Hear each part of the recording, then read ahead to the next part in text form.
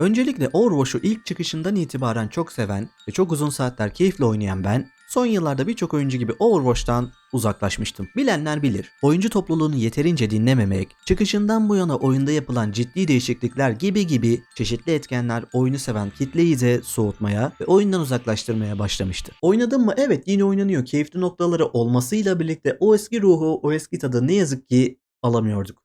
Şimdi gelelim Overwatch 2 bizlere ne gibi yenilikler sunuyor? İlk oyundan ne kadar farklı olmuş? Öncelikle Overwatch 2'de ilk gözüme çarpan değişiklik, takımdaki oyuncu sayısının 5 kişiye düşmesi. Artık yeni oyunda 5'e 5 şeklinde mücadele ediyoruz. Overwatch bildiğiniz gibi çeşitli kahramanların yer aldığı, rekabetçi ve takım odaklı 6'ya 6 şeklinde iki takım olarak oynanan bir oyundu. Yeni oyunumuzda artık 6 kişi sayısı 5'e 5 olarak ayrılmış durumda. Peki diyenler olacaktır. Bunu da cevaplamış olayım. Takımdaki kişi sayısının 5 kişiye düşürülmesi oyunu ne kadar etkilemiş? Rekabetçi hissiyatını arttırmış mı? Yani 6 kişiden 5 kişiye düşürülmesini açıkçası biraz garip bulmuştum. Biraz dinamiklik sağlamış gibi oyuna, ancak defansif anlamda tek tank olması oyunu zorlaştırmış gibi gözlemledim. Elbette takımınıza iş yapan, koordineli şekilde hareket eden düzgün oyuncular da denk gelmesi lazım ama defans yaptığımız tarafta biz genel olarak zorlandık. Öyle oyuncular denk geldi yani. 5 kişiye düşürülmesi, takımda tek bir tankın yer alması defansif anlamda takımları güçsüz kılmış gibi geldi bana. Bu durum pek hoşuma gitmedi açıkçası. Tam sürüm çıktığında bir yenilik, düzenlemeler yapılır mı göreceğiz. Elbette şöyle de bir şey var ki karakterlerin üzerlerine özel yetenek bonusları eklenmiş. Örneğin support karakterlerin kendi canının pasif olarak yenilenmesi gibi. Bazı karakterlerin skill'lerini değişmiş gördüm. Örneğin Orisa karakteri bayağı değişmiş. Hem normal skill'leri hem de ultimate skill'i çok farklı bir hale dönüşmüş. Yeni bir karakter eklenmiş. Soldier'a benzeyen bir kadın karakter bulunuyor yeni olarak. Çok farklı bir karakter gibi gelmedi bana DPS karakteri kendisi. Bunun dışında biraz nerf ve buff alan, dengelenmeye çalışılmış karakterler de var gibi. Overwatch'u bilmeyenler için kısa bir özet geçeyim. Overwatch'un özü, çeşitli kahramanların yer aldığı, her birinin kendine has, özel yetenekleri ve oynanışlarını içeren takım odaklı,